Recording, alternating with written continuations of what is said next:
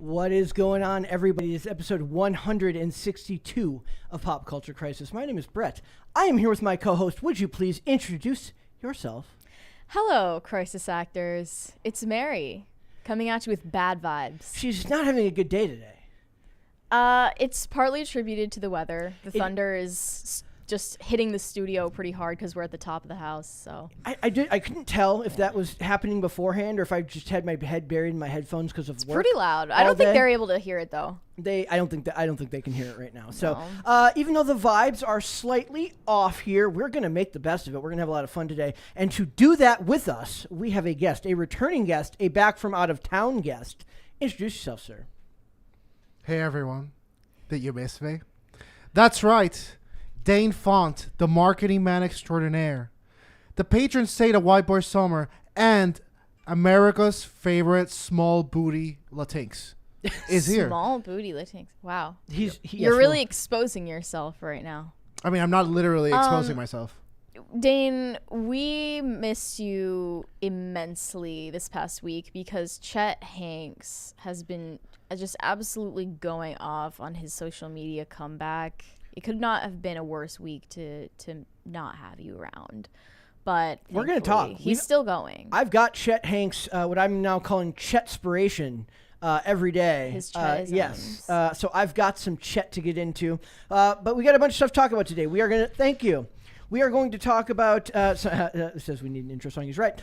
So what I'm going to talk about today is I wanted to do Nintendo first, but what I think I'm going to do is we're going to get the serious stuff out of the way first, which is this story about Ricky Martin, which is absolutely, I can't rather tell. Dark. It is very dark, and it's one of those things where it's so early in the with the information that there's not really much to be made of it other than just informing you of what's going on and kind of making our own kind of, not assumptions, but, draw your own conclusions as to what that may say about the entertainment industry as a whole. But we'll get into that. We're also going to talk about Nintendo and their push to now entering into the film industry, which is very cool. And then we've got Lizzo, which is far less serious than all of it. It's a very interesting piece of an interview she gave. So we got that. We got Podluck.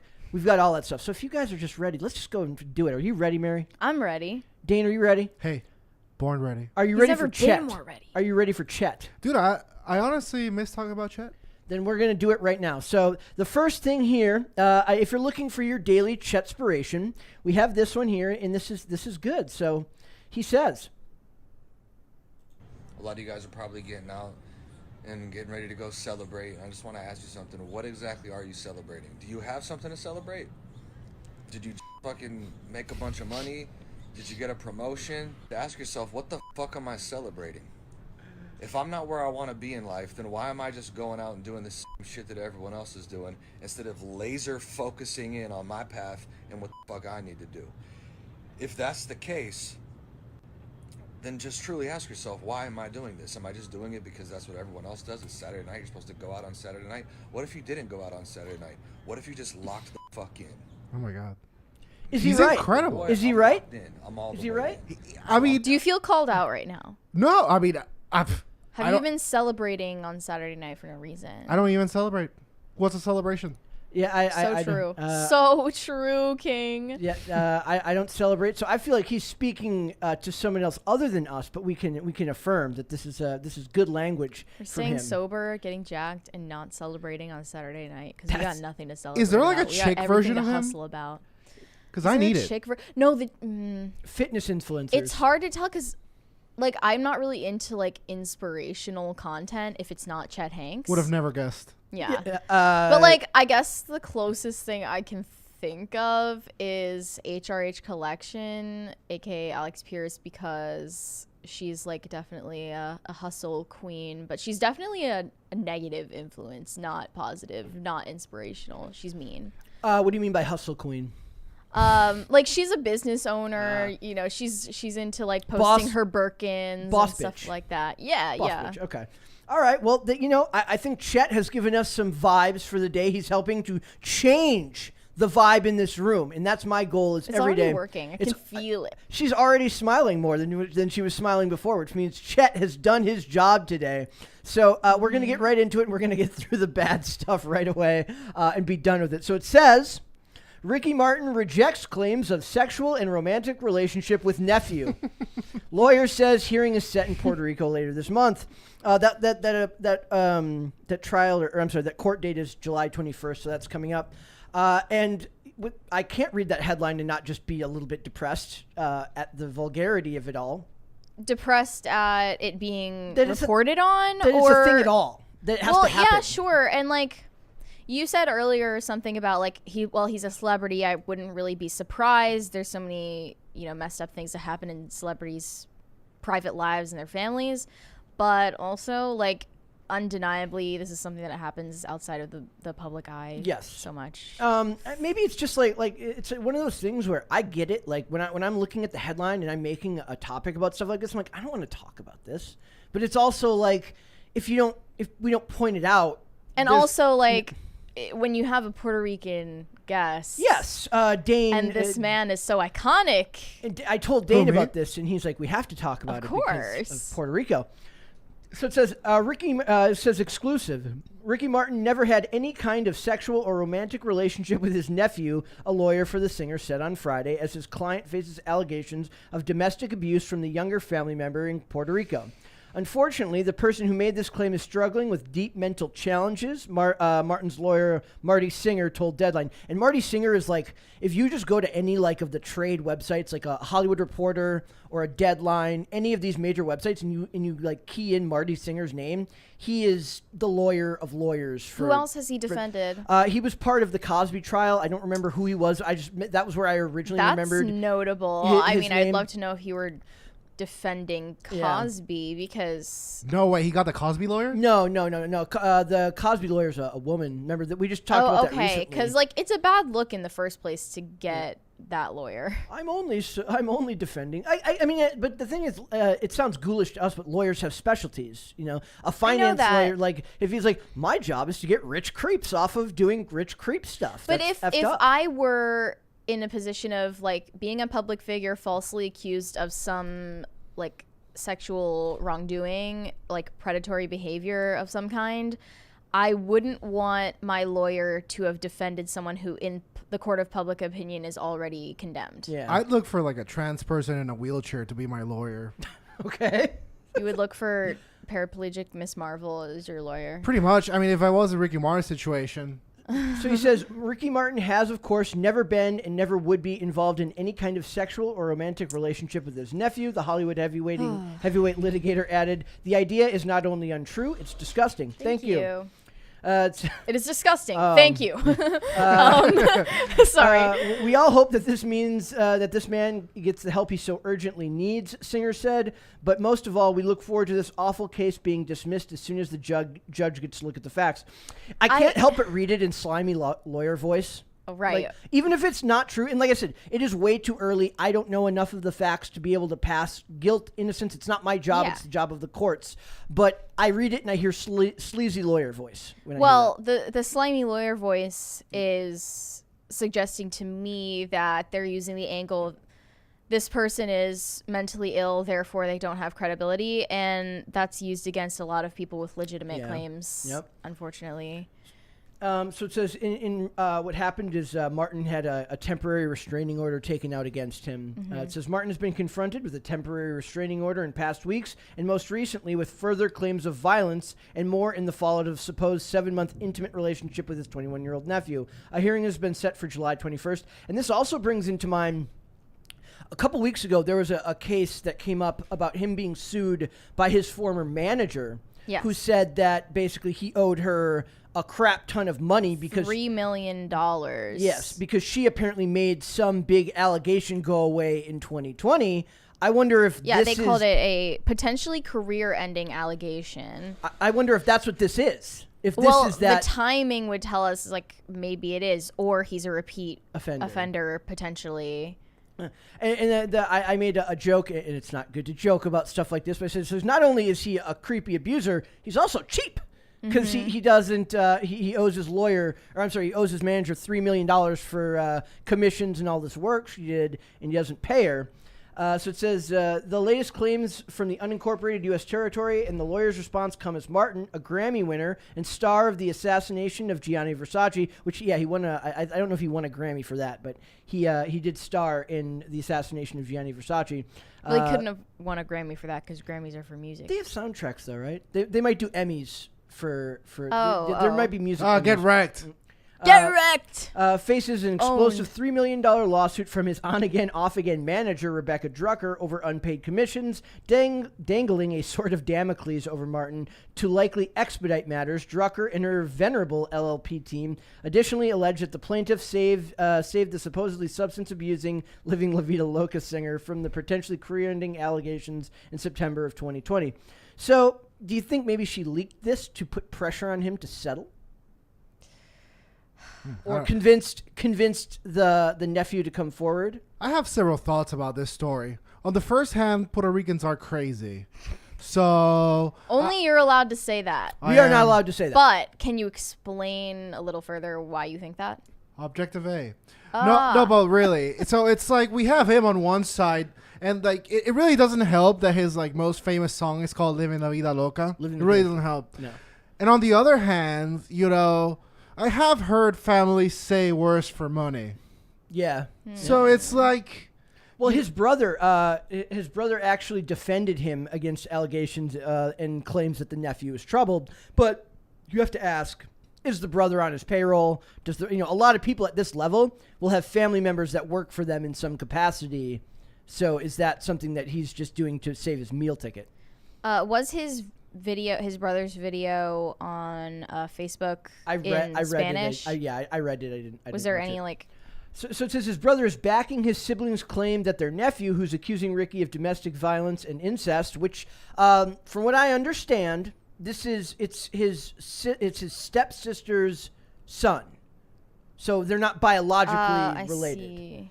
Okay. So it says That complicates things. yes. So it says Eric Martin took to social media this week to air out his grievances about the case playing out in Puerto Rico, starting out by saying that just because someone takes out a protective order under this statute, which is admittedly serious, does not necessarily mean that the alleged victim is telling the truth, and that the facts must be vetted thoroughly, which is a fairly reasonable position to take in this instance. But it just seemed like, and he also said if the allegations against Ricky are true, which he's incredulous over, the response from society should not be retribution, but rehabilitation. So he's kind of just throwing out a lot of weird platitudes, and that second one, hate it. Yep, hate it.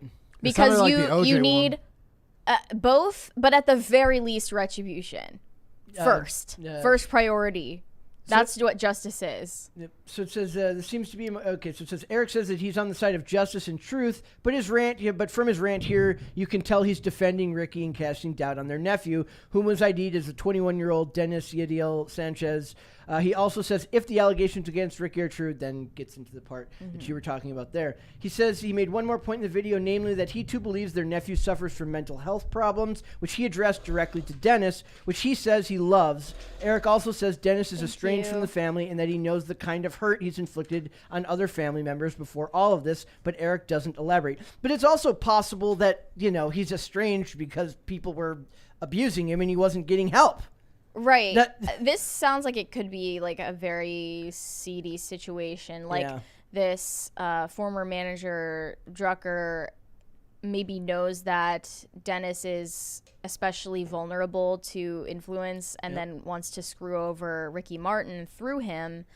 I don't even know how true the allegations are, but if you can convince someone to throw them out there, it doesn't really matter. This is where it says Sanchez, who is reportedly the son of Martin's stepsister, is accusing Martin of exercising physical and psychological attacks against him. Martin and Sanchez were in a 7-month-long relationship, according to a website in Puerto Rico. Martin is expected to return to Puerto Rico July 21st for his trial. Now, I thought it was just a hearing, but apparently trial for this, and that's called, it's like Law 54, which was like the Domestic Abuse Prevention and Intervention Act. That's what he's being charged under here. And it's just insane. It's all just very insane, and I don't know what to say other than I totally buy it because it's Hollywood, but at the same time, I don't want to...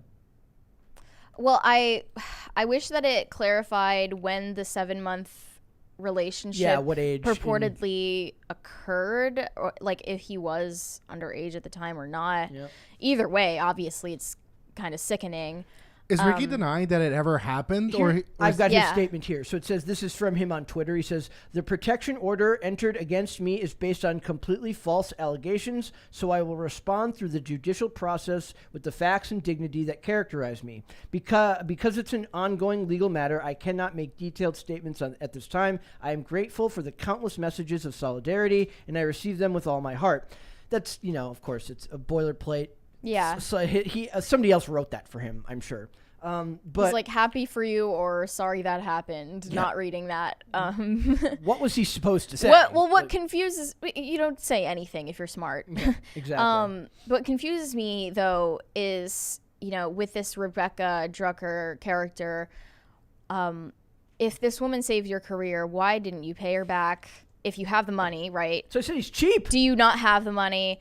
And then you would face the consequence of people in the public thinking that, just from the sound of headlines, thinking that you're a predator, and that you're like abusing your family member, rather than just paying someone a few $1 million, which you already have.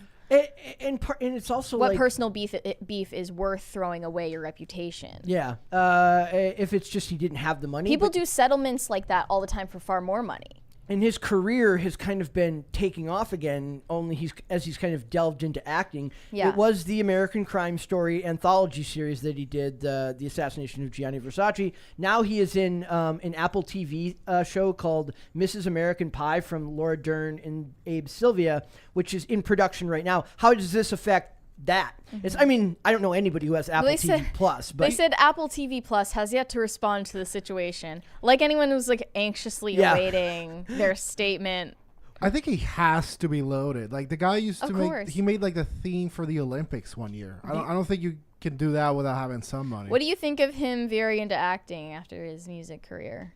Man, I think like genuinely he's a super talented singer, as you saw from my performance this afternoon. Give us Karaoke a tune. Who, me? No, He has an I estimated- couldn't. According to a very reliable website, which I'm sure is not a very reliable website, it says his net worth is 130 million. Is that true?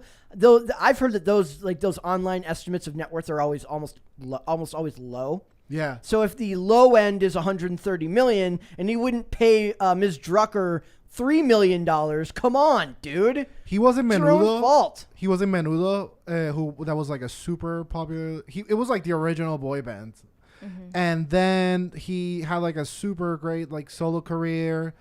He did like the theme for the Olympics, and then I think he did like the song for Hercules. Okay. Oh, the animated. Yeah. Oh yeah, That's around that time, that was Yeah. a big one. So he's been raking it in for a while. Like, looking at his net worth now, it casts doubt on whether Drucker was even involved in this allegation coming out. You don't think so? Because I think any normal person would think, I'll just pay this person and it'll quiet the situation. I mean, if he insists on not paying, like, wouldn't that be like, no, Would like, that be a matter of principle? Yeah. maybe, right? Theoretically.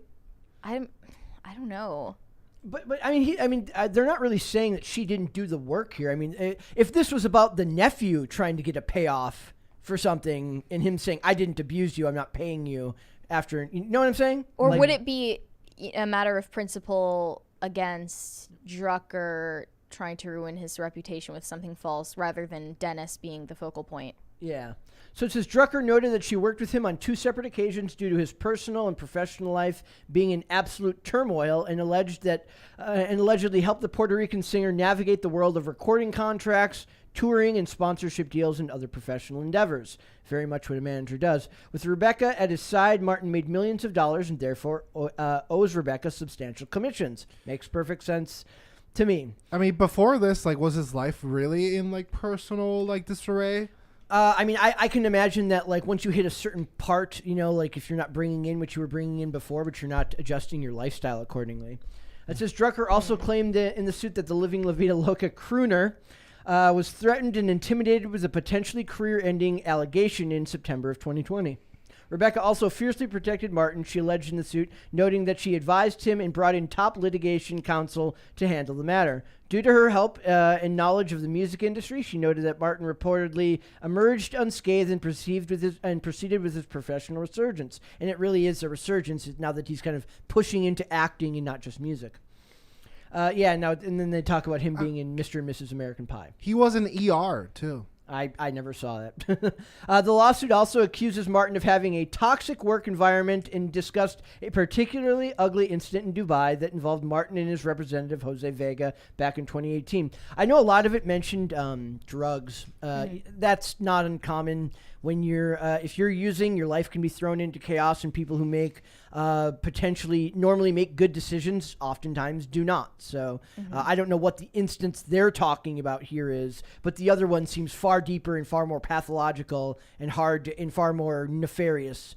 Drug abuse doesn't really excuse such disgusting behavior. Obviously, yeah. Well, Dane, were you saying that Ricky Martin, you suspect that he's gay? He is gay. No, he's openly gay. Is he openly gay? Yes. Oh. Yeah. I mean, when did he come out? Long time ago. Yeah. I mean, when by the Living La Vida Loca days, he was like in the closet. It was like, I'd say like almost like 10 years after that. Oh, wow. Okay. Yep. So it's just I don't know what to say other than we have to wait for I don't know what the facts to be borne out would be, like in court. Like how does either side prove? I mean, anything? I guess we'll see. We can follow up on it. We'll definitely follow up after. That's coming up this week. That'll be on Thursday or Friday. That event. So I'm sure. So right now he's in LA filming still. Yeah. So he's going back there. I can't imagine what it's like to work with celebrities who are embroiled in controversies like this. You mean every single celebrity? Well, do you think they just not all of them? Do you think they just kind of because it's like I said, it's a big club and you're not in it, or it's a big bubble and you're not in it? They kind of just assume that. Give them the benefit of the doubt because they're running in the same circles. Yeah, like it's so common to have allegations in your past now. Yeah, that granted, not as like this, but like if somebody comes out and says so and so hit me or so and so, like if I'm a celebrity, like what do you do? Like if you're already working with them on a show or a movie, you can't just be like I quit because something. I think that's a situation that Jason Momoa found himself in with Amber Heard. Yeah, and like. I don't think it's unlikely that they lacked chemistry on set because of the lingering drama of, her divorce and then the following controversy about abuse. I just like the idea of him just not caring, just doesn't know, I'm sure like he has no personal investment in the story, but I think it would make me uncomfortable to work with someone with those type of allegations against them. Well, there weren't really allegations against her at that time.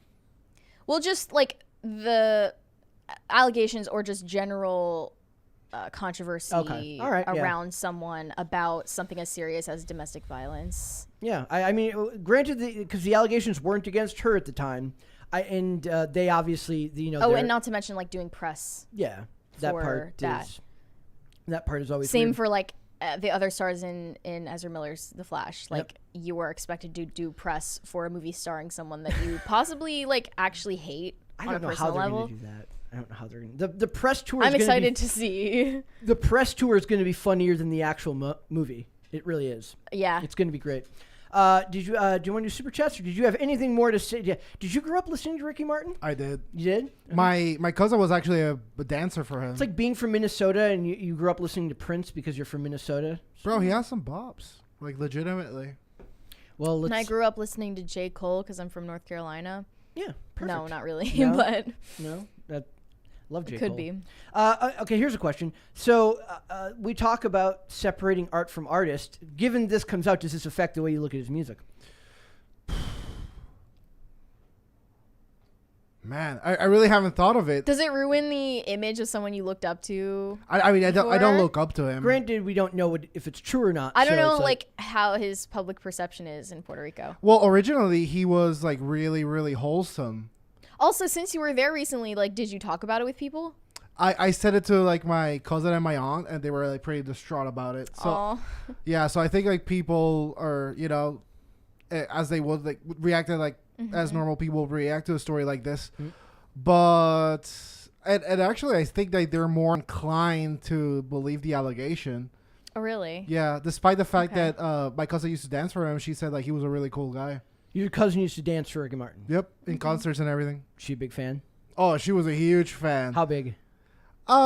She such a big fan that whatever like he does a concert, she like pays for VIP tickets to like take pictures with him and everything. Wait, after she already danced for him? Yeah. Oh my God! Like once you work with somebody, the bloom is off the rose. I can't and imagine what she's thinking right now. It would, yeah, that's got to be awful. She was very disturbed. Like she's a new mother, so Oh my Aw. gosh, Yeah. that's a Yeah. double whammy. Super chats. Let's get to him. Bad App said, "Live in La Vida incest." Oh no. There's no. one above that. Is there? I thought you read that one. Oh, I you kinda guys need an mumbled it. intro song, says Batman23. We could. I mean, we technically do have an intro song on Spotify. It just doesn't play on here. Yes. So if you want to listen to an intro song version, you can always check us out over on Spotify, Amazon Music, Apple Podcasts, Pandora. All those great platforms have an intro song. But we could like renew that, give it a little refresher. We I could don't do know. that. Batman23 also says, "Sweet home, Puerto Rico." Oh my God. Yikes. Big yikes, as the kids would say. I like that one. Blue Heart says, "Have a great day, everyone." Thank you for that. Thank you, Blue Heart. Thank you very much. Jake We're having a Jones- better day now. We are. We are. Jake Jones said, "Has Dane been sticking to his workout routine?" I have. I love that they're holding you accountable. Did you? For When you were out of town? No, not out of town. Oh! Not out of town. Not out of well, because town. you were planning to like eat copious amounts of food in Puerto Rico, And and that I I hope you did. accomplished that. I did. Good. Gained 4 pounds. Just 4. I mean, just for you. All right. All right. Well, I think we should move on and get the hell off this topic as quickly as possible because I don't know what else to say about it. It's just one of those things. So I want to move on, and Dane, this one we're gonna let you lead this one. And basically, it's just it says Nintendo to acquire. Thank you. Thanks. Animation studios Dynamo Pictures to adapt games into movies. So Nintendo's making their way into video production now. So this one's Into like movies. slightly less depressing, but depressing nonetheless. Depressing. Why?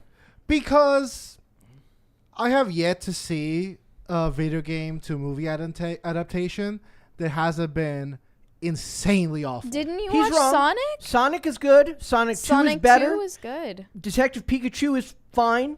Uncharted is nothing like the game, but in an age of like awful movies, Mark Wahlberg and Tom Holland together create a thoroughly inoffensive group of guys.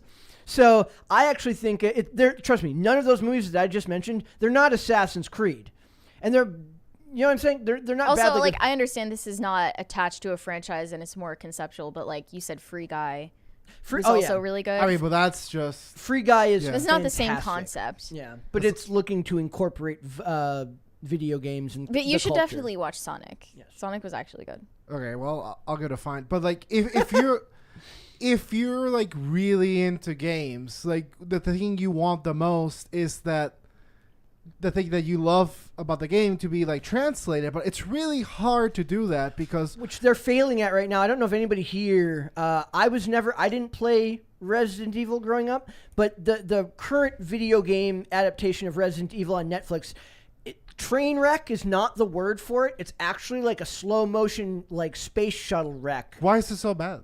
Everyone hates it. I actually have an art. We weren't going to talk about it today, but it's basically just because it's nothing like the game.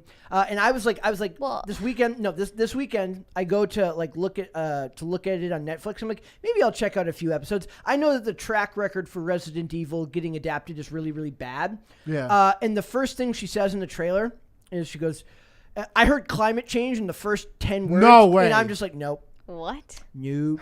They were talking about the methods in which the world was ending, and they listed climate change. I'm like, no. Who cares? I was like, you know what they need to do? It's like zombie Greta. Like, I talked like, no.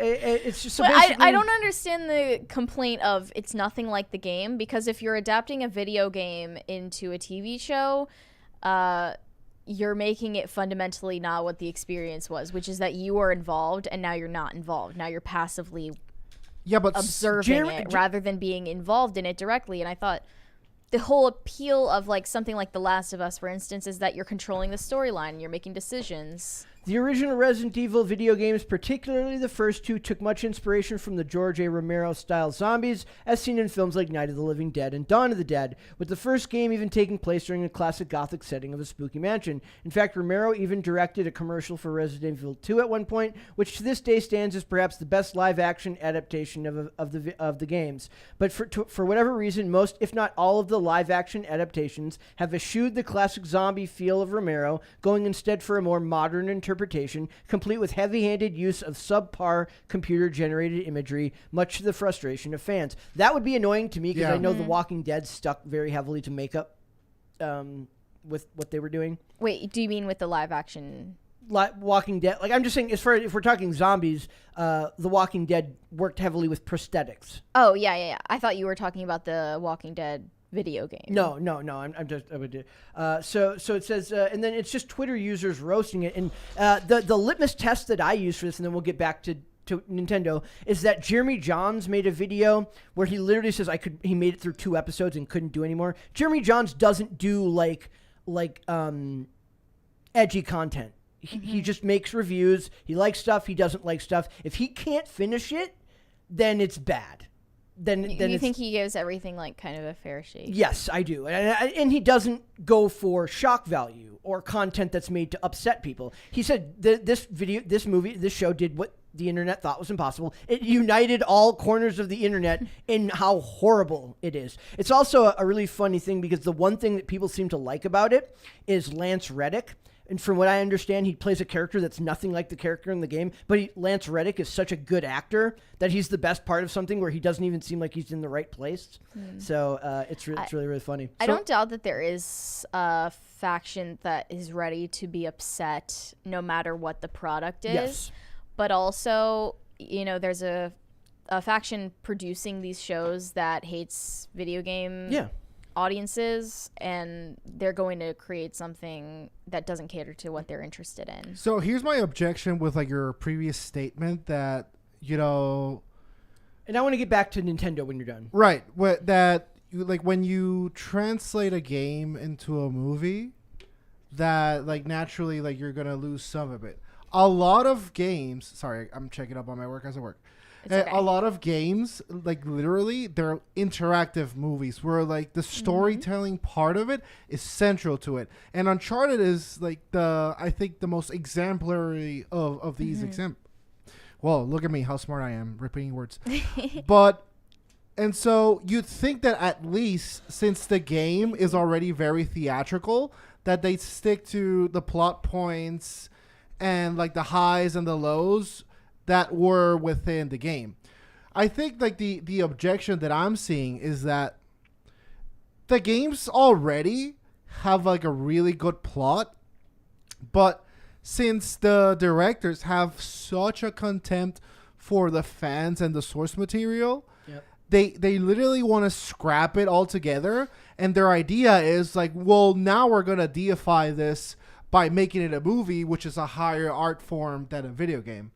And that's why it comes off negatively. They had the same. They have the same opinion of comic books, right? Comic books as an art form is a beautifully done storytelling method, which a lot of directors and a lot of actors look at as less than, because it's not a book, because it's not an original screenplay. So they used to look. Actually, I still think they all look down on it still. I think so. But pretend to care for the sake of being able to get future work. Well, Dane, you're saying that a lot of these video games are like incredibly based on storytelling. They're more theatrical. But then if it's so close to storytelling in a film, then why do we need to adapt it into film? It's already so close to that. That's a good question. It's basically just an interactive film. And I think that's something that people often complain about with video games. If you're more into action and reaching objectives, you don't really care about storylines, and you think, that's more like a movie that you happen to, click something every once in a while that changes the storyline slightly. I think it's because like there's a demographic of people that they're so intimidated by the controller and the interface, and they just see all these buttons and they see 2 joysticks and a D-pad, and they're like, there is no way I'm gonna jump into this. But it's also, I mean, it's also like people still love to fantasy cast. Who would play this character? Who would play this character? That's still something that's going to happen either way. Yeah, but the thing is, like Othello is a play, and still typically like the people that play the character Othello have read the play.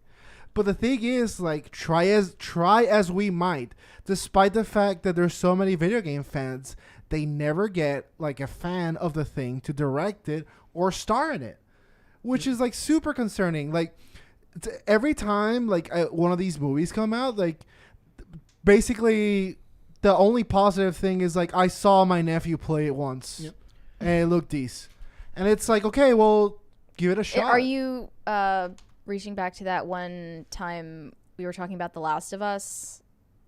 Who said that?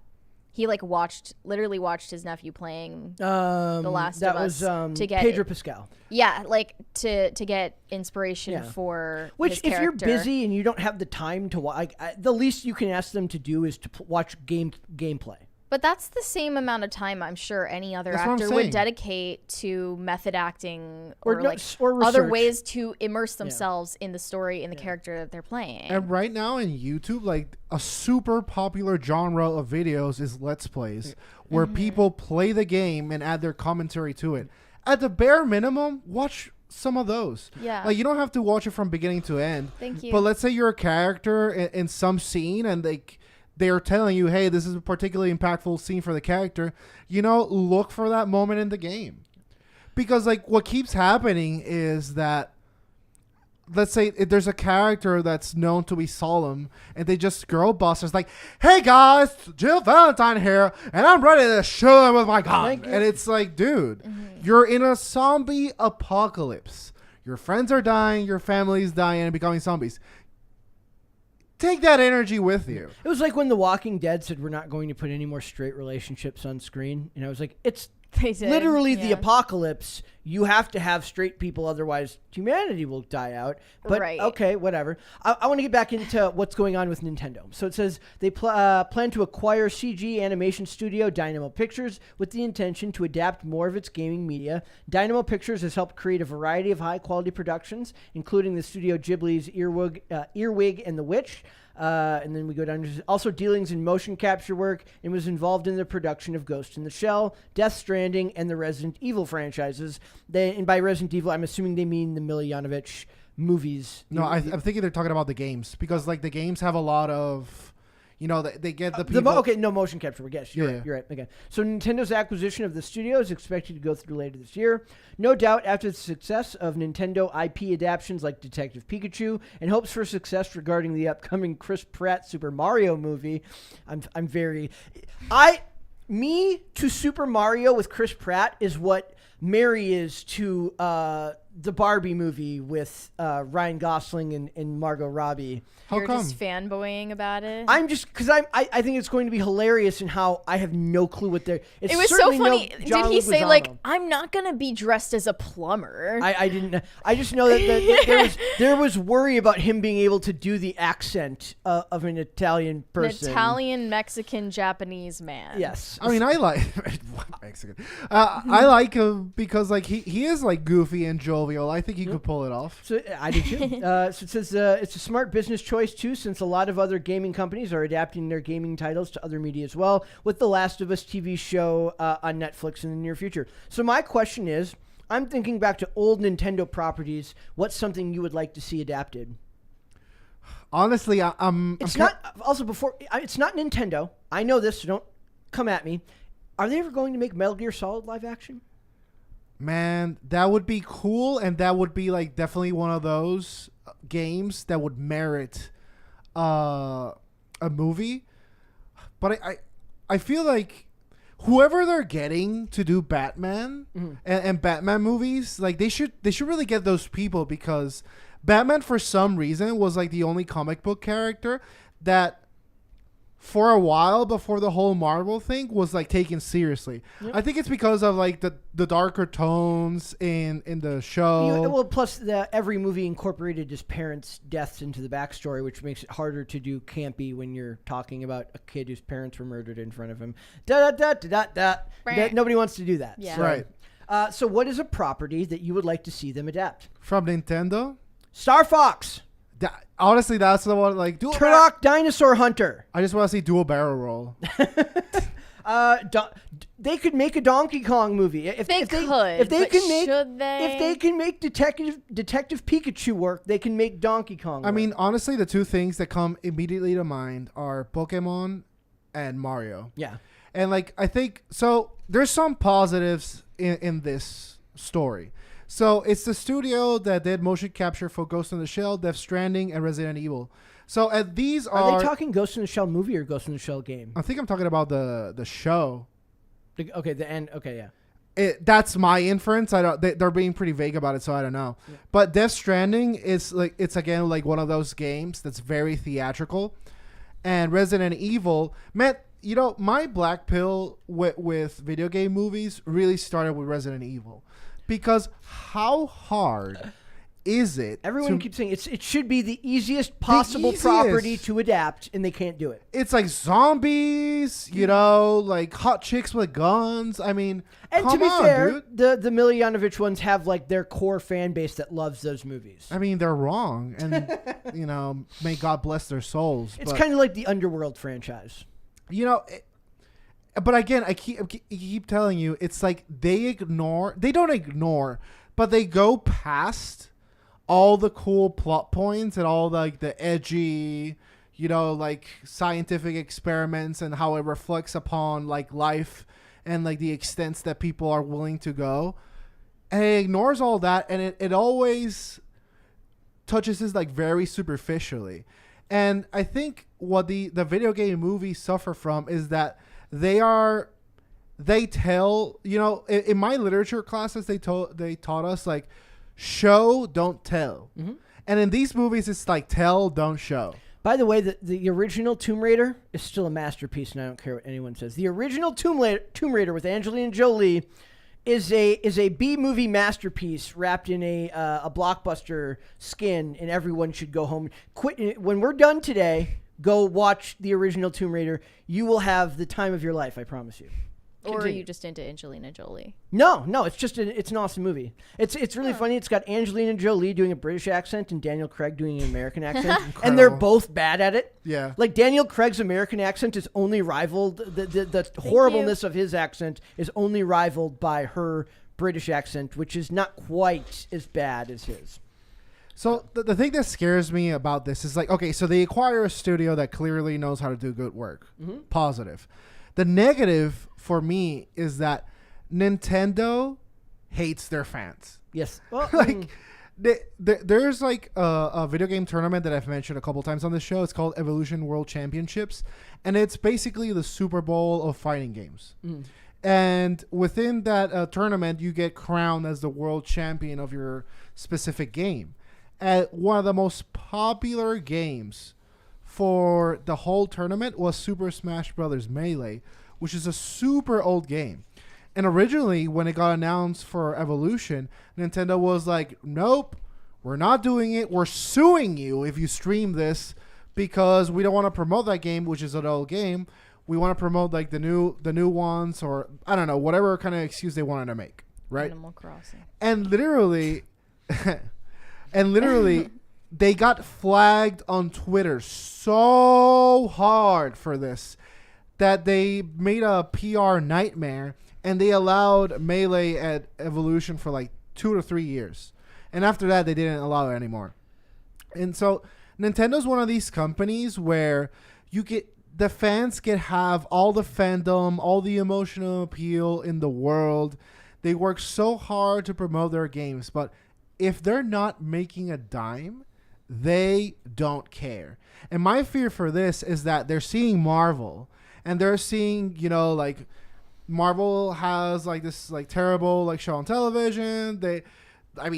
Ant-Man gets a freaking movie. You know, like Yeah, but that lives on and dies on Paul Rudd being just a very likable dude. yeah, but like who cares about Ant-Man really? That's what I'm saying. Nobody people care about Paul Rudd. Like people like Paul Rudd. Right. But it's like, so they see like Marvel like churning money, and my fear is that they're like, this is it. This is how we keep churning money off of our fans. Did you watch the new Mortal Kombat movie? No, not the new one. Okay. I heard it was pretty cool.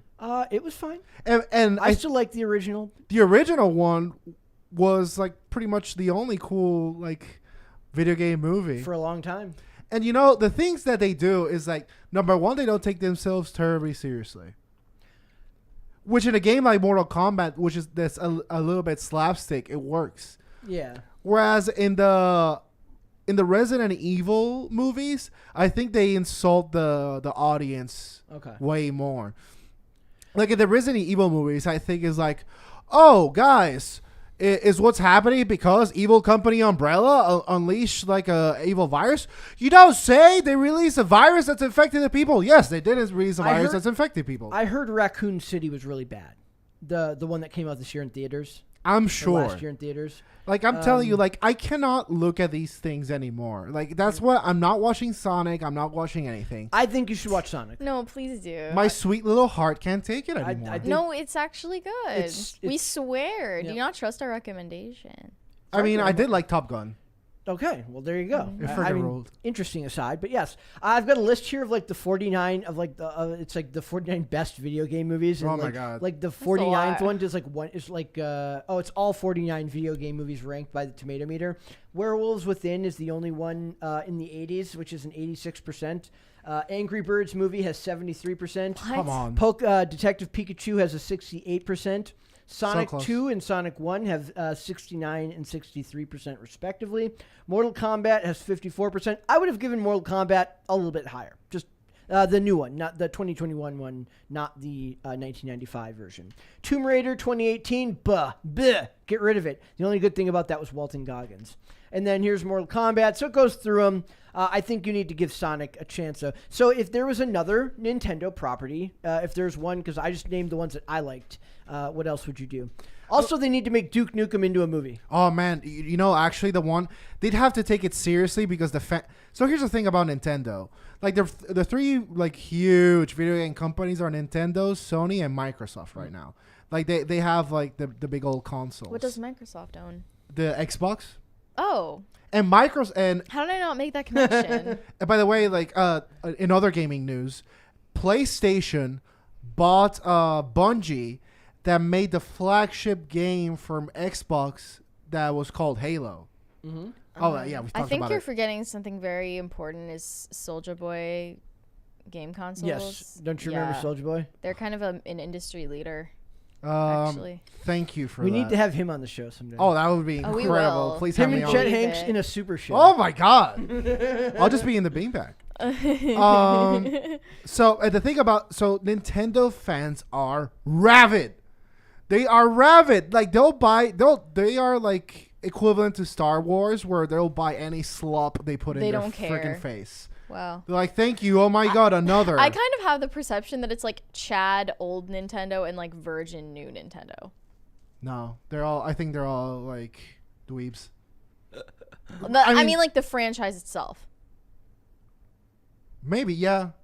Okay. The franchise itself, like, definitely. Because it now was- there's like people soy facing with a Nintendo Switch versus like the Chad with his Game Boy Color. I mean, they're just so defensive about everything, every IP Nintendo. And it's like, this company, out of all of them, deserves none of your affection. Like, besides Electronic Arts, None of I've it. never seen like a company Nobody hate likes their it. fans more. Nobody likes Electronic Arts, though. No, nobody. But, like, Well, I liked A Way Out. That's a good game. I don't know what that is. I don't know what that is. It was like a game about a couple of prisoners breaking out of prison, and then it's like story based. I mean, most people think of Electronic Arts, they think of, like, Madden and stuff, right? Yeah, that's what I think. Yeah, but they have some good stuff. So, I mean, I think if they... So, what I was going to say... I want you to give me one property. Zelda. Okay. That would be incredible. But the weird thing is Link, the protagonist, never speaks. And it's done intentionally because the point is that you're supposed to identify with him. And like that's why he doesn't speak. Well, they're big on identifying with people now, so that's He's a representation. he is. Yes. I mean, I'm sure. But more in like the true sense of the word. What if one day they do a thing where like you just can put on glasses at the movies and it just becomes whatever you want it to be? That way, everyone's represented all the time. Like if you want Zelda to be a white guy, a white girl, a black guy, black girl. If you want it to be a dog, Those first two options are not allowed, Brett. Okay. What it like? And you just put on the goggles, and it's just whoever's acting just becomes. Because I watched a thing the other day where it said would who was the actor? Oh my gosh, it was Christian Bale. It was like, would Christian Bale still be famous if he was a girl? Would Christian Bale's and it literally it's like somebody does a Photoshop morph of like Christian Bale if he was black, Christian Bale if he was Hispanic, Christian Bale if he was a woman, and just kind of like adjust his facial features. I was like, what if they just did that? They have the actor, whoever plays them, and then they morph them. Or it can morph the actor into You. Yes. That's where we're headed. That's a Black Mirror episode. No I algorithm can handle my chattiness. You know, my biggest desire, like for me, my dream job would be to work in the theatrical production of Final Fantasy VI and have it be like a 4-way movie. And I think Christian... Four-part movie? Four-part movie. 4-way movie. That's a different movie. Yeah. That's very even Okay. better. I think I downloaded the wrong Final Fantasy. Let's bring up the maturity in the okay, room, okay. please. No, but because the reason why I say this is because I think Christian Bale would be the perfect guy to play the villain. Okay. Who's like literally an insane clown general. Okay. Perfect. But like, I think that's what it's going to take. I think it's going to take like actor. And by the way, he was in the last Thor movie and he was a great villain. So like, it really takes people. But he doesn't read Marvel comics and knew nothing about Marvel movies. He said it in an interview. He goes, I think I saw the one with the and big that's purple kind of guy. committing the same sin that you're talking about. Maybe since I haven't read Thor comics, that's why I thought he was good. Well, but you're biased. Maybe, yeah. Yeah. But like with I'm calling you out. okay, well, called out. But like with Kefka, which is the villain of this movie, like I don't think he has to play the game as much as understand that like the character is like truly like insane. Okay. And like he just really has to go there and sink deep. Oh, and like last thing when we were talking about Zelda, so I think that would be, if done correctly, that would be the perfect movie. And the funny thing is, like IGN way back in the day did a April Fool's joke where they did a trailer for a live action Zelda movie, and it was incredible.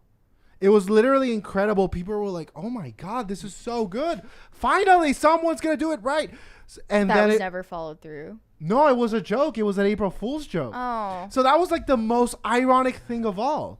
The most Wasn't there also like a fake trailer like with Mads Mikkelsen is in The Witcher or something like that? I could be imagining that. I don't remember that. Okay. But the thing is, like, that's the funniest thing of all. An April Fool's joke was the coolest live action adaptation we've ever had. Like the Aaron Paul fake trailer for a Weird Al Yankovic biopic Right. that Well- cracked that they made in like 90 or in like the early 2000s. They I should think just it's get because Chet Hanks. you can make 60 seconds and not Yeah. 2 hours of something that's actually good. I mean, if they treated those 60 seconds with the same love across the 2 hours, they really have something. Yeah, but they won't. Yep. And What were you saying about Chet Hanks? They should just get Chet Hanks as the protagonist, Cardi B as the female lead. Chet Hanks as Solid Snake? I'm not sure about Cardi B.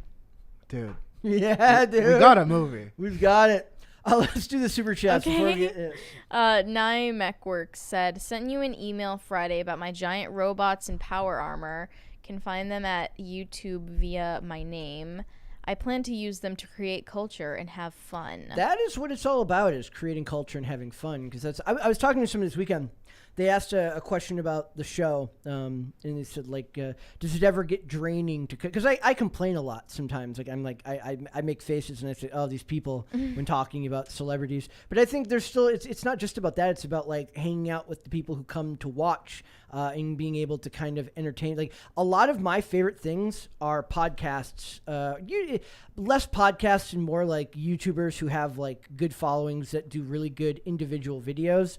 And that's creating culture in its own right. And it's like with the internet being what it is today, I think there's something to be said about giving people something to watch that isn't the same studio that's producing Ricky Martin movies or stuff like this. You know what I mean? So it is all about creating culture. I'm just surprised that he sent an email to popculturecrisis at timcast.com. I'll have to check that. Sorry, I shouted it out again. Oops. Hobbit said, you need a good video game adaptation? Halo. I think I just threw up on my phone. As you should. Oh, man. I mean, yeah, if you want to see Master Chief buns, which nobody in the world asked for.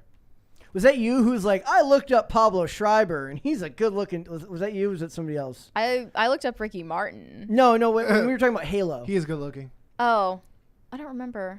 Somebody was like, I looked up Pablo Schreiber. I'm like, the point is you shouldn't know what he looks like. That's the point. Yeah, they went like completely jumped the shark. It's like they were like, oh, he lost his virginity. Nobody wants Master Chief Who sex. cares? Nobody. Saint Winston said Resident Evil show makes cultural references that were dated at release. Wesker is Discount, Blade, and Family Man. The show is 50% Riverdale, 50% Walking Dead. That's the worst possible thing I've ever heard in my entire life. Nobody wants that. By the way, that's the critique I heard as well. It's like a teeny bopper drama. Yeah. It's like how that I can't even fathom. I mean, it. I heard good things about Riverdale just because it's like kind of self-aware in how awful it is.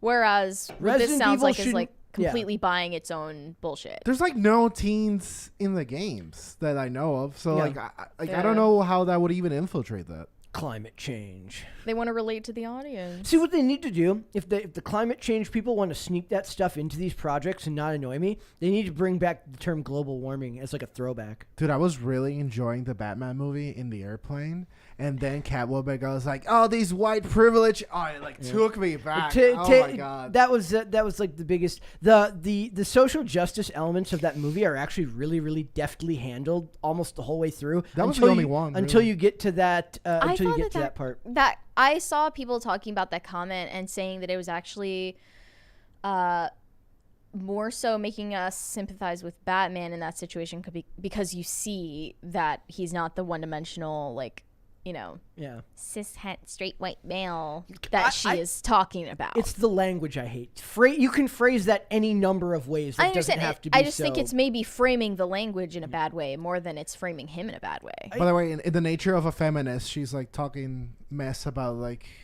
all the typical guys and then falls in love with exactly what she hates. Right. I thought it was supposed to be pointing that out, right? I mean, in a self-aware way. No, I don't think. I don't think she knows. Oh, okay. Because I just saw some people saying that was based, like secretly based. There is no secretly based in Hollywood. They're not that smart. They're not. Okay, except for Chris Pratt. Even he's not. No, he's secretly based. He's just a decent dude. There's just a lot of people who want to think that. He just prays. No, it's not even that. Like I just think he's like a decent dude who got targeted by a bunch of people, and then just like I got some people that were annoyed that we called out the wishy-washiness of his comments, but it's like I get it. Like I know that bothered you a lot, him not. Well, yeah. And that's exactly the audience who thinks he's secretly based. Yeah, exactly. Slavky Nikki said Nintendo should take the Kojima, is that the right pronunciation? Yes. Yeah. Route. There are complaints of no diversity characters in my games. Not true. You, the player, are gay. Perfect. Haha. That is genius. Hobbit said Amazon is making a Fallout show, expecting failure. Telling from someone named Hobbit. Do you guys know Fallout? Given the fact that Amazon's also doing the Rings of Power, probably not the greatest idea. But at the same time, they did Reacher. They did The Terminalist, both of which I really enjoyed. I don't know what their track record is with video game adaptations or if they have done any video game adaptations at Amazon. But better them, I guess, than... Actually, no. Never. I scratch it. I don't believe better than. Anything with cultural relevance gets ruined. The reason that The Terminalist survived, the reason that Reacher did well, is because the people, when I talk about wokeness, and I hate that term.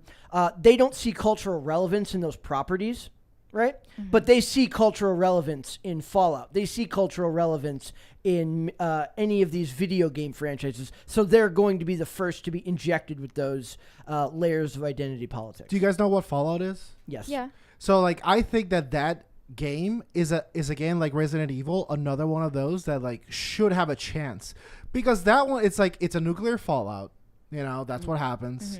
And if you stray away from like, you know, the nuclear war is really hurting the Tinkses the most, like if they really like take that away, which I mean I'm hoping they will, they have all the potential to make a good movie. If they're saying Amazon, it's probably gonna be a TV show. Well, even better, because like I think The Witcher was a pretty good. That's adaptation. another example, but Yeah. The Witcher's also a book series, not just a video game. And this guy's a gamer. Yes, Henry Cavill is very. They said that he was like the encyclopedia for the franchise while on set. That's awesome. Maybe the studio's just cheap. They don't want to hire like a. I don't expect good things from Rings of Power. Nobody does. All right. Unavailable ID name said, I would rather play Detroit Become Human than watch anything on TV right now. I don't blame him. I'm waiting on a delivery of all my vintage video game stuff, so I can just go back to playing old school Nintendo, old school N64. You've been and talking old about it school for a while. Sega. Well, I don't expect it to get here. My dad's gonna mail it out to me. Blue Heart said, I know they've tried before, but Fire Emblem needs to be a series. Dane? I mean, I never played that game, but I know that everyone that plays it loves it. So, listen to the fans. Deleo Turk said, hey, I resemble that remark. I don't get Wait, it. I see a what? chicken. And a though. chicken emoji? I see a chicken emoji. Not totally sure. I hate when we see a super chat that's like relevant to what we were talking about before, and then I don't remember. Yeah. Like I barely know what we're talking about. We're doing our best here. We're barely we're remember surviving. what was happening 3 minutes ago. I'm so sorry. We are surviving. We're doing our best. So we're gonna move on. We're gonna move past video games, and we're gonna talk about Lizzo. Great. What? Say that again. Great. Okay, perfect. Why? Dane's hateful. Why are we talking about Lizzo? Because Lizzo says that she doesn't believe in monogamy. She doesn't. That's believe- crazy. That is Look, crazy. I'm gonna say something that maybe like perhaps Brett feels he is not allowed to say as a man. Who was trying to date you anyway, Lizzo? She's in a relationship. But she said she's not in a monogamous relationship. That's what I'm saying. Yeah, she's in a non-traditional relationship with Mike Wright. Monogamy is a little bit claustrophobic. Who was pushing Lizzo to be monogamous, though? I want to know. The best part is when you get to the end of the article, she contradicts herself entirely and makes course. the whole thing irrelevant, which is my favorite part because it proves to you how addled so much of this is. The best thing is like they call themselves like ethically non-monogamous. So it says Ethically. U.S. singer Lizzo has said traditional relationships scare her and that she can love someone forever in a relationship with no rules, which means they just want all of the fun and none of the actual work and commitment. Look, it's not. She's fundamentally not understanding it because it's not a rule. It's just the definition of a relationship. And being a decent person. I think it's too close to a diet for her. This Yeah, I was literally gonna say that. I was like, why does she hate rules so much? Because she can't cut out the carbs. I'm back, boys. But I was like, maybe that's too far. But Dane went there. The singer-songwriter told the Breakfast Club, the Breakfast Club, Power 105 FM studio, hosted by DJ Envy, Charlemagne the God, and Angel Yee Can't yesterday, stand Charlemagne. that although he's- she is not So annoying. Such a bitch. she says that she is not polyamorous. She does not, though she is not polyamorous, she doesn't believe in monogamy. It's like Schrodinger's Lizzo. Are you multiple people, 0 people, 1 people? Who knows? I think a traditional relationship scares me for 10 years, but love is forever. I can love somebody forever. Lizzo, whose real name is Melissa Vivian Jefferson, said on the YouTube channel, monogamy, I think, is a little bit claustrophobic. I think because there's the rules. I think a love relationship that's not monogamous has no rules, the 34-year-old went on to say. I think people who do poly and all that stuff, there's still rules. I don't want any rules. So she doesn't even want to be polyamorous. She just wants to be bleh. The reason that they make a point to call it ethically non-monogamous is because the default is unethically non-monogamous. Yep. It precludes lying to people. The admission may not come as news to many of her fans, and the iconic singer is not shy of flirting with other celebrities online, such as Harry Styles and Chris Evans. Lizzo. Of course, it's those two. I saw an article earlier today that says Chris Evans is laser focused on finding a partner, so maybe we need to hook these two up. I'm sure they would make a great she couple. can steal Joseph Quinn from Doja Cat. He's such a grandstanding loser that I bet he'd be like, yeah, she's a beautiful Chris woman. Evans. Yeah. Of course, yeah, of course. I mean, so is Harry Styles. Lizzo It later. says a lot that she really likes the effeminate ones. Lizzo later opened up to the popular show about her current partner, Mike Wright. I also have the most genuine people around me, she said. They don't give a crap about an S about Lizzo with the chain on. They care about Melissa, and everyone I'm close to has known me before all of this happened, and I think that that's important. Well, she's right about that. It is important that when you reach a certain level of success, you know, knowing who your friends are and knowing who really gives a crap about you is an important thing. Even the man I'm with, he knew me before all of this. We were friends, she added. It hit different when they knew me before 2019. This is the other one is in the second article. Ew, I hate this quote where she says, being in a relationship without rules doesn't mean she is out here effing and bleeping and bleeping. Yes.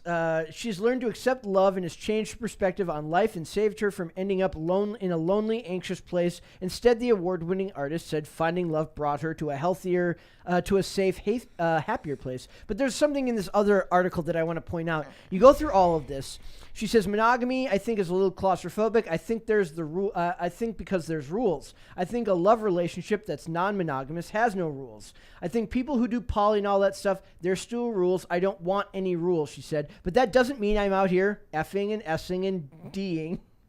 If you can even guess, I'll highlight it remotely here. what that means. I highlighted it right there. It doesn't mean he is either. It just means there are no expectations, and that way, love gets to be just the main event.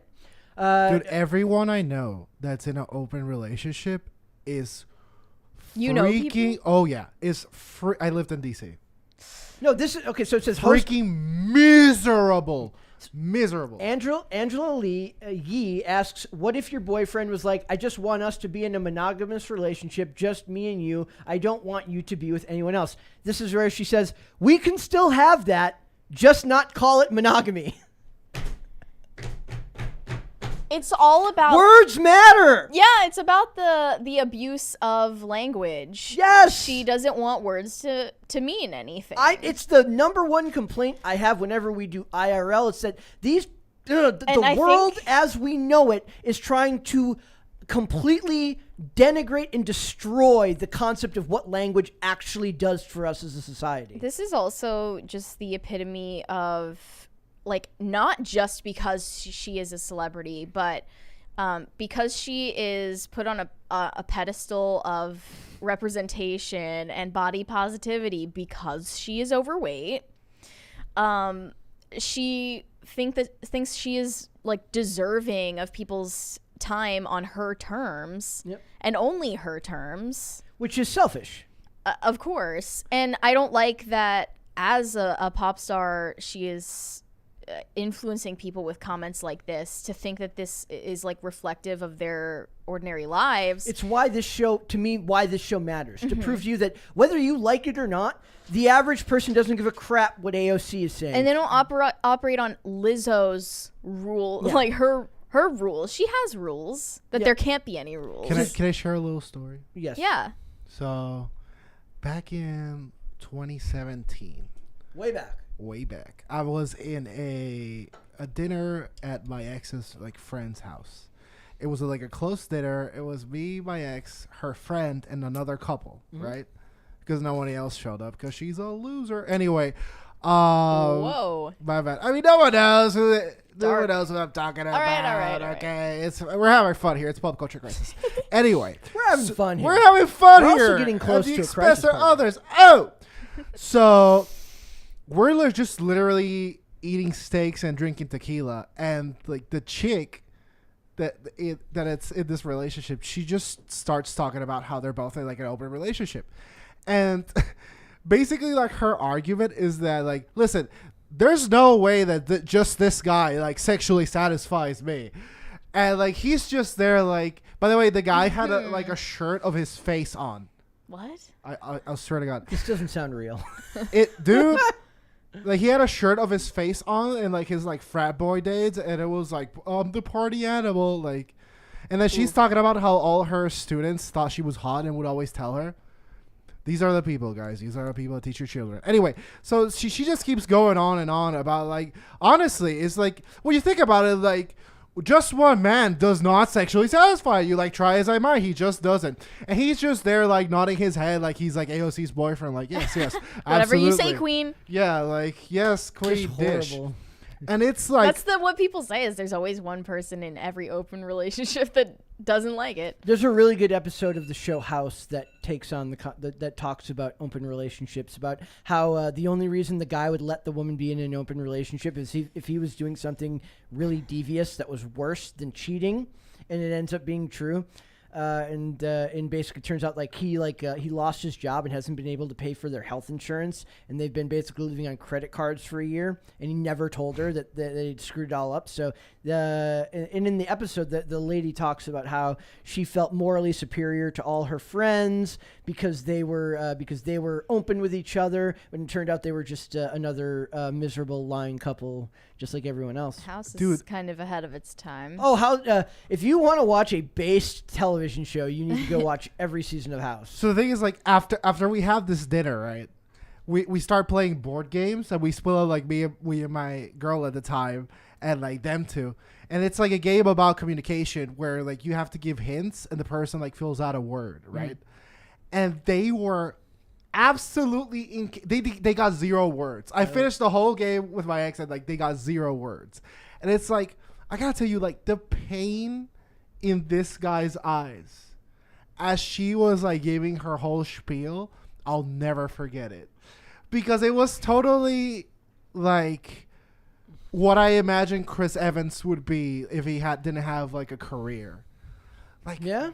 broken people. And, like, this, I think this is her, that, back to Lizzo, I think this is her trying to be like, I know all of you make fun of me because of, like, my weight issues, but, like, I'm sexual. I'm so sexual that not only one guy can handle me, you know? Like, I need to break the rules. So Charlemagne then asked her what she'd call it, because this is where she says, we'd still have that, we just wouldn't call it monogamy.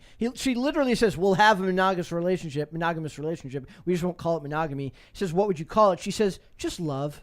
I just love you. I'm not worried about nobody else, she added. I'm not worried about anybody else sexually, romantically, emotionally. I'm just worried about you. I'm just thinking about you. The goal here, though, is that when she's done worrying about you, thinking about you, being attracted to you, she can move on without repercussions or problems. Yeah, I think that this is like... what I was getting to is just that... how am I allowed to say this? Like, women these days, like, have such an overinflated sense of their value. Lizzo being an excellent example of that. At least she's rich, dude. Okay, Well, that's literally. all that she brings to the table, I mean, though. That's it. One of the interesting was some of I the don't know comment. One of the interesting things was some of the comments were just like, translation, he sleeps around and I just put up with it. So they're saying they're putting the onus on the Well, dude everyone here. is putting their own interpretation of it onto what she's saying, but ultimately everyone knows something is off about it. Yeah. I mean, in the words of our fearless leader, some guys like fat chicks. By that you mean not Jordan Peterson? If they're Tim rich. said that. Yeah. But Jordan Peterson disagrees with that. Yeah, not hot. Not hot. I'd according love to know Jordan what Peterson. Charlemagne said to this. I don't know what to think about this other than it just feels like further degradation of like every concept of like culture and what's all the things in the world that make the world what. Someone in chat says like she's definitely bringing food to the table. Lots and lots of It it. feels like one of those things where it's just another example of how all of the things that have changed in society are all the things that make the world feel solid beneath your feet. Does that make sense? Like relationships, the roles between men and women, all things that used to be part of what made the world around you feel solid, are being slowly picked away and disintegrated. And especially by celebrities. Yes. I don't do like I'm telling you, I don't think they believe the ish they say. Truly, at this point, it's gotten to the point where like you have a poor lady being like, I don't want monogamy. Monogamy's stupid. The word, like she's trying to give her little like MK Ultra talking points. It is weasel words. Yeah. So like but like there's a part of her that's like, I want the love and the affection and kind of the thing. If he wanted it, I want it too. I just don't like the word. Like, everything is just like, honey, you got to be different. You got to be this. You got to be that. Just don't be normal. Like, guys, being normal is incredibly unnormal right now. Yeah, it is. So, it'd be pretty edgy if you'd be like, I love to love my woman and only my woman. That is a revolutionary idea in 2022. For real. There's a super chat there. Yes, Mean Steve 69 said, I'd feel claustrophobic too if I was in a relationship with Lizzo. Oh. Oof. Someone had to say it. Somebody had to say it. These people are just clearly never called out on their bullshit. Nope. Like, all right, we are going to do Podluck, ladies and gentlemen. I got a bunch of stuff that we're going to talk about. The first thing is that Thor: Love and Thunder, as predicted, had a massive drop this weekend of 68% at the box office. Womp, womp. It would have been a womp, womp, womp. But yeah, so basically it pulled in $46 million, which is subpar after considering the movie cost as much money as it cost to make. And a 68% drop between week 1 and week 2 is massive. So it's further proof that movies can't just be Marvel and have a big name attached. If they want more than just a great first weekend, they need to actually be good movies. Otherwise, bad word of mouth is poisoning these movies down the line. We saw it happen with Doctor Strange and the Multiverse of Madness. We see it happen here now with this film. Make good movies, and maybe you guys don't have to worry about if you make a movie like Top Gun, and the movie's still raking in money week after week after week, you're going to make more money long term than just by having one good opening week. Dude, I was astounded by Top Gun. I was like, besides like military propaganda, like I had no other form of woke propaganda. I was astounded. It had been years since I've seen something like that. Yep. Years. Yep. So you're like waiting for it to happen, and then it just doesn't. You're literally like, every second, I'm like, they're just gonna talk. Wait, you're telling me that he was allowed to be like good at his job and they're not making fun of him for being old? Holy crap. It was amazing. And I do want to point this out since we're talking a little bit about movie releases. Sony has removed, they have a bunch of movies coming out next year. In early June, they have the release for Spider-Man Across the Spider-Verse, which is an animated movie. They had a movie that was supposed to come out, an unnamed Sony Spider-Verse movie that was supposed to go head-to-head with Ezra Miller's Flash movie. And big bad Ezra Miller. Maybe they thought that they were going to get a chair thrown at them. Maybe they were worried that he was going to come close and talk to their kids. I don't know what they were worried about, but they moved a movie that was supposed to go head-to-head with The Flash next year. It says Sony has dropped a Spider-Man universe spin-off movie from its 2023 release date, which leaves the date open for DC's The Flash, starring the controversial Ezra Miller. Like I said, maybe it was a kids movie and they were afraid of being in like the same place at the same time. And they didn't want Ezra Miller by the kids. Maybe that's what it was. Regarding what Spider-Man spin-off movie could have been, it's definitely not another Tom Holland MCU movie. I thought they would release it perhaps alongside something else just to distract from the media about it. Yeah, I don't know. Kraven the Hunter comes out on January 13th of 2023 and Madam Web on July 7th of 2023. So that's I almost feel like this could have been a mistake because it doesn't seem like they would have released Madam Web on July 7th and then another movie on June 23rd. Or whatever June 23rd. It seems like too many properties from the same studio in the same universe at the same time. Does that make sense? Like Marvel doesn't release two movies within 2 weeks of each other. Yeah, because then they're competing against one another. So maybe Madam Web got moved, and they're just acknowledging it here. I don't know. Another possibility is that it could have been for Morbius 2, but with Morbius absolutely bombing at the box office, or an official marketing campaign even making fun of the flick, it's guessed that a sequel is not happening. They should make this. They should make a Ezra Miller Morbius movie. They should just reboot Morbius with Ezra Miller. That's incredible. They should do that. They should. Get rid of Jared Leto. Jared Leto's got a cult. Ezra Miller's got a cult. We can have both of them be Morbius. I think Ezra Miller wishes that he were as influential as a cult leader. He would love that. He'll get there. You think he'll get there? You yeah. think? Yeah. Wearing Maybe- white. I think he should be the sassy Latina and White Man Can't Jump. No, Jack So he has Harlow. a the Rosie Perez's Yeah, character. so he has a relationship with Jack Harlow. Oh my God, You know, that would be incredible. that would be a more convincing love That story. would be incredible. Oh my gosh, now I need to see that. All right, so we've got that, Thank and you. I was looking at what was coming out at that time. So June 2nd is when Across the Spider-Verse comes out, and that's the animated sequel to the original Spider-Verse movie. Flash on June 23rd, and then on June 30th we have Indiana Jones 5. I'm fairly excited about that, and we have Transformers: Rise of the Beasts on June 9th. So will be a good month, that one. Mary, do you want to talk about Billie Eilish? Not the one. Not one. Yeah. No. Okay. Well, No, do you think that Billie Eilish invented sad girl pop music? Well, I'm not a Fiona Apple fan, What about Natalie to be Imbruglia? totally honest. What about Alanis Morissette? What about Lisa Loeb? There's like a ton of them. Yeah, They mentioned Michelle Branch in their Jewel. the thing is, like, music Twitter just gets so hyper fixated on things, and they attribute a lot more weight to comments than they're worth, just because they want to be mad. They love And to I'm be no mad. like Billie Eilish stan. I really don't like her as a person, and I'm not huge on her music. Yeah. But it is true that, like, for her time, she is a huge artist. Like, she blew up insanely quickly, and yeah, her music is for, like, the angsty teens of this generation. Is Olivia obviously. Rodrigo considered? I mean, people unfairly, like, credit her with, like, bringing back some kind of Avril Lavigne-esque, like, pop punk, Yeah. like, girly pop rock genre that is, like, fully dead. Yeah. And Dude. I'm not a fan of her music either. Avril Lavigne's like 60 and she's still singing songs about how she She's wants a not boyfriend. 60. Okay. She's like my.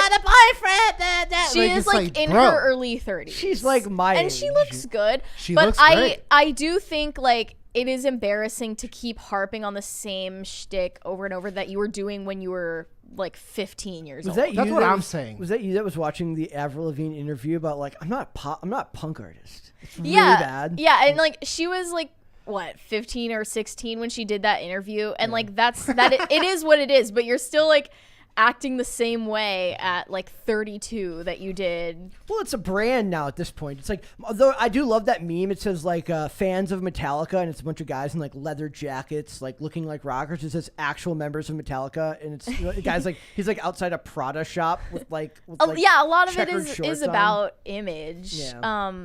I think Olivia Rodrigo, though, is just an example of, like, using TikTok to boost your career Isn't she at, the- like, a very opportune time. Isn't she the chick that like had the autotune turned off and started singing like "Oh, and then they turned the autotune it's like There was, I think she performed at, like, the VMAs, and a lot of people hated on that performance because she was straining her voice a lot. But I do think she's a good singer. Okay. She's also just very, like, Disney conveyor belt Yes. to me. Well, I say yeah. Natalie Imbruglia or Lisa Loeb. Lisa Loeb singing the song "Stay," which is original sad girl music. I do want to talk really quick about Goldeneye. Thanks, Putin. This is all Putin's fault. Rumor: Goldeneye 007 current gen release currently in limbo due to Russian-Ukraine war. damn it Putin. Damn you, Putin and Zelensky. Could you guys just work this out real quick so that I can get my re-release of Goldeneye? What Like, if I know war. Yeah, war. Territory, you know. Government takeover. Bring us Let's together. talk about the important stuff. Let's real. talk about what matters, which is the remake of Goldeneye. So it says an alleged revival of the Nintendo 64 first-person classic GoldenEye 007 is reportedly stuck in limbo because of the ongoing Russian invasion and war in Ukraine. This update regards the long-awaited remaster was provided by a video game journalist and noted industry insider Jeff Grubb, tagged alongside Windows Central editor Jez Corden, and Xbox content creator Randall Althor, 19, by a fan curious for an update for the previous rumored the console adaptation of the GoldenEye upgrade, following Windows Central Editor's affirmation that he never heard anything about those game. I'm assuming they mean games. Grubb provided insight into both titles' current status. Where is the 1-to-100? Is that 1v100? Does that mean? So it says GoldenEye is still in limbo because of the war. Oh, is that the studio's name? The team lead left Microsoft. I don't know what that means for the game. So it's all Putin's fault that we're not going to get this game. What they should do is they should take the character of Arumov in the game and they should replace it with Putin in the game. Just put like orange hair on him and No. Make Putin the bad guy. In the movie and in the game, Arumov was a general in the Russian military, if I remember correctly, and then ends up working for Alex Trevelyan. You just take out Arumov and you put in Putin. Crisis actors, lend me your ears. I think that only us can stop the war in Ukraine by getting really pissed about GoldenEye not being remade. They need to do it. Yeah, it says rumors of a proper remaster of the beloved N64 classic have been floating around the internet for quite some time now. Not quite as long as Duke Nukem Forever has been around, but pretty close. Even after the 2010 release of GoldenEye 007 for the Nintendo Wii, I don't know anyone who actually played that, and its subsequent porting as GoldenEye 007 Reloaded later that same year to other consoles. In 2020, a fan remake, which had 3 years in the making, was shut down at the request of James Bond's rights holder, MGM. Yeah, you can see the screenshots for it. It looked so good. I remember when that came out. I think they were crowdfunding that, and it got shut down. So they need to remake it, and they need to make it right now. I'm very We're annoyed. going to be protesting in the streets. I will protest in the street. Peacefully. I will peacefully Okay, protest yeah. in the streets with signs that say, GoldenEye Lives Matter. And that it will, yes, thank you. Yes. And before we go, I do have two more things. We want to talk about the winning... Crisis party. Crisis party! Thank you. you. Johnny Depp is winning again.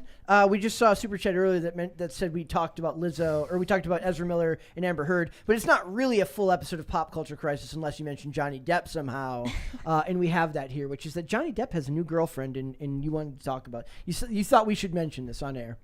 Well, I thought I wanted to mention it just because you were very uncharitable about her looks. I was not. I just said I don't think she's She's good looking. It may just be the angle. It's a paparazzi photo. Yes. But I thought she looked like kind of like J.K. Rowling when she was younger. I She's think cute. she's pretty. Yeah, for sure. And also, like, in these pictures, I think Johnny Depp looks dorky. Wait, we got the one that you pointed out, like this picture right here. He not looks that like one, such a dork. not this one, but this one right here. Oh, wait. Where is it? That one. You're not allowed to look like that unless you're rich. Otherwise, people It's should the be same calling thing you as out. like That's his- being it is his eccentric versus weird. You're only it's being like cool versus out of touch. I've been saying forever, he's the guy that brings a guitar to the party just to play it badly in front of chicks. Forever. I've been saying he's the male version the of guy Meryl that pulls Streep. out the guitar. Like, the only redeemable moment, honestly, that he had was, like, dunking on Amber Heard, which was, like, to his credit, pretty funny. Because her dog stepped on a bit. You never saw. Did you ever see the movie Blow? Yeah. Okay. It says we see Johnny getting out of a van with rehearsals. So yeah, it's one of those things where live your best life, King. You won your lawsuit. I mean, really, for her, it's live your best life, queen, because you're dating Johnny Depp. Oh yeah. When he's absolutely. like one of the biggest names right now. Yeah. Also imagine like I'm just picturing him like every girl he meets has to go through like a battery of psychological exams. Like they all have to take a lot of pressure. They all have to take like the MMP, like the Minnesota Multiphasic Personality Test or whatever. I mean, personally, if I were Johnny Depp, it would be smarter to not date right now. But Should have just dated Camille Vasquez. well, that's what everyone wanted. She's a good looking his lawyer. She's Oh. a good looking woman. That's what he should have done. And Dane, we have one more thing, and Dane really wants that to we talk just about this. simply Oh my had to God. cover. Dane had to talk about this. Now we can't play it with the music, but Guys, Dane this is- wants to talk about this woman went viral, and it really bothered. Is this like Dane. a trend? This is a public service announcement. Hold on. She's not. I have to mute it because the audio. Yeah, we can't play the song. This is a public service announcement to all my boys in chat. You know, Dane thinks dudes rule. Okay? And if you're a dude, hey, in my eyes, you rule. And chicks can be dudes, but only cool chicks. And I have seen through Twitter the most pathetic amount of simping I have ever seen. And I've been on Twitter for years. Okay, I was on Twitter since there were like people were like little eggs, you know, and everyone has commented on this video. Oh my God, marry me, guys! First of all, she looks like a minor. Okay, okay, who is she? I don't know who she is. Who cares? I have no idea. Okay, truly no idea.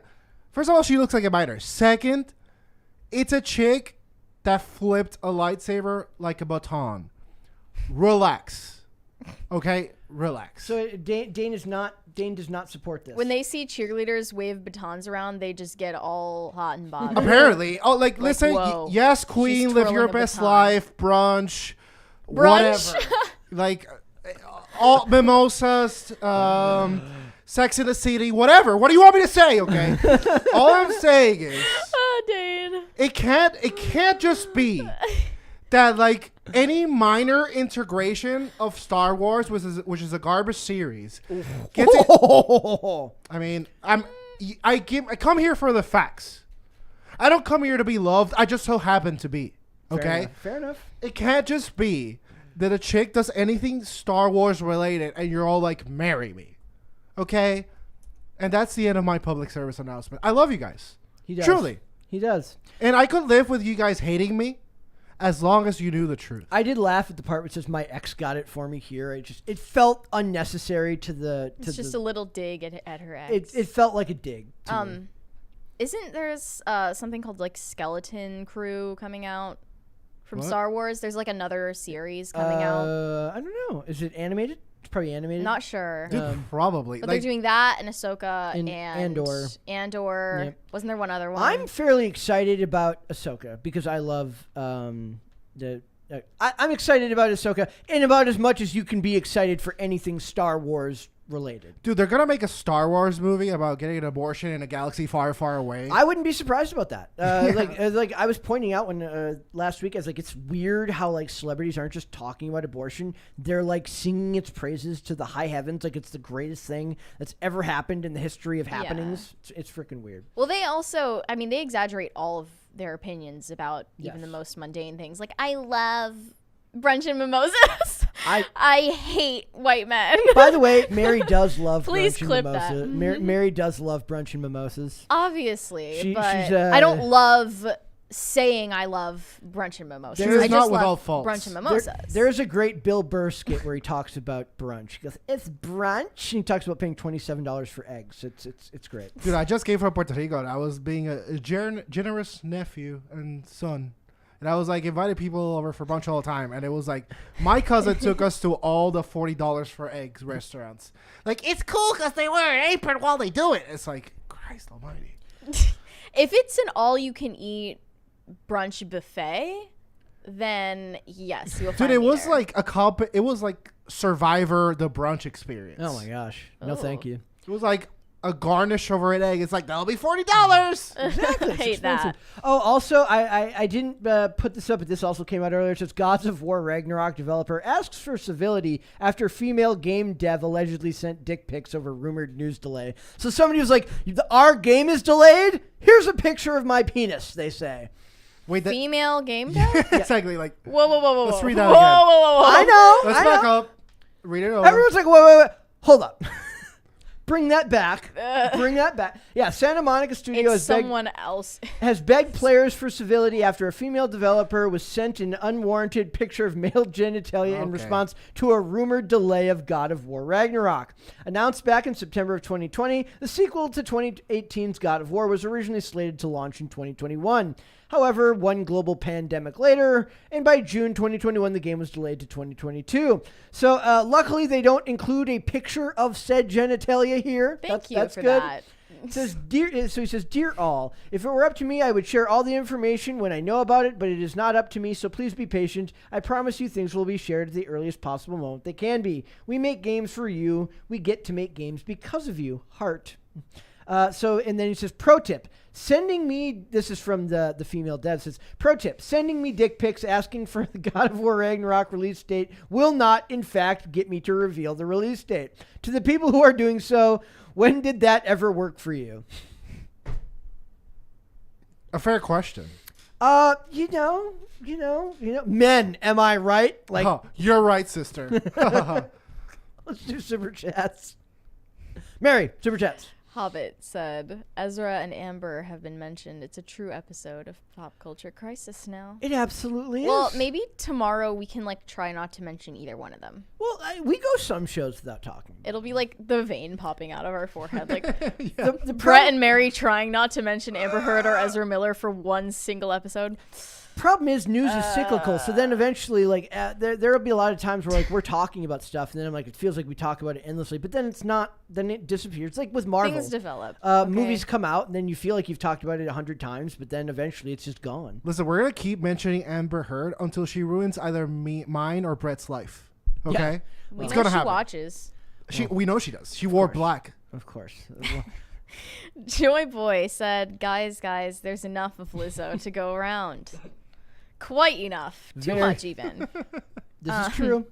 Eliana Muniz sent a message but then retracted it. That's Thank you okay. anyways. Thank you, Eliana. Javi J said, complete non sequitur, the official treehouse of White Boy Summer. We are happy to officially greet the patron saint of White Boy Summer and our favorite big-bootied Boricua Latinx. Your absence was felt. I'll correct you. Marie, our favorite friendly neighborhood Zoomer, and Brett too. I'm always an afterthought. I'm gonna make a shirt that says At least he afterthought. spelled your name right. I'm gonna make a T-shirt for myself that says afterthought. Thank you, Well, that's kind Javi of J. sad. Maybe I'll start a band called Afterthought. Bro, Javi J dropped a cold 50. Thank you so For the much for gang. that. Thank you, Javi J. He just felt really strongly about you, Dane. I feel strongly about him. Bad App said, would you rather be Uncle Ricky's... Oh, I don't know if I want to say that on YouTube.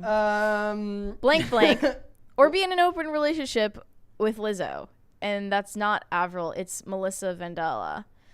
Well, I'm not sure I believe that conspiracy theory, but I almost did at the time. What is that conspiracy theory? Just that they killed Avril Lavigne in 2003 and then replaced her with a woman who looks exactly like her. Why was did they kill her? Cloned to look like her. I literally don't know. Please tell me the mob was involved. If I'll only like this story if the mob was involved in killing Avril Lavigne. She was always just trying to get skater boys, and she fell in love with the wrong skater boy. And he That killed her. makes That they perfect replaced her with some woman who looks exactly the same as her, named Melissa Vandella. I cannot believe that some people actually did believe that, but I was one of them. sense. Okay. I'm a sheep. That's why. Bah. Eliana Muniz said, can you say hello to my mom, Nicole? She's a huge fan. Aw. Hi, Nicole. Hi, Nicole. Thank you. I was that the message that you retracted before? That must have been the one that she Okay. retracted before. Thank you, Nicole. Thank you for That's watching. sweet. That is awesome. think that's it. Wait till we find out that Nicole's a huge Lizzo fan and now she hates us. She's turned on us forever. Hey, man, we're just trying to take care of her. Yeah, we're just doing our best here. Tough love. All right, guys. Dane, thank you so much for coming today. Hey, thanks for having me. Let everyone know where they can find you. At Dane Font on Twitter. What he said was at Dane Font on Twitter. I just try to say it quicker every time. Perfect. Mary, where can they find you? You can find me on Instagram or WeChat at Closer Kitty. And whenever I post articles on timcast.com, I promote them there. Do you have anything in the works? I do. Something for tomorrow? It's about Billie Eilish, but I'm not going to get into it. Okay, then we will probably It's a quite harrowing subject. we'll be talking about that tomorrow then. Guys, if you want to follow me, you can follow me on Instagram at Brett Dasovic for the show. We are youtube.com/popculturecrisis. Monday through Friday at 3 p.m. Eastern Standard Time. That is noon Pacific. So if you would like to come and watch us, you can do that here. If you would like to listen, we are on Amazon Music, Apple Podcasts, Pandora, and Spotify. I don't know why you'd rather listen than watch. You can see Mary fanning her own face. See that? She was fanning her own face. So you can listen to us there or on social media. We are on Twitter at popculture_show, Facebook and TikTok at Pop Culture Crisis, or Instagram at Pop Culture Crisis Pod. We will be back with another episode tomorrow. We'll see you then, guys. Bye.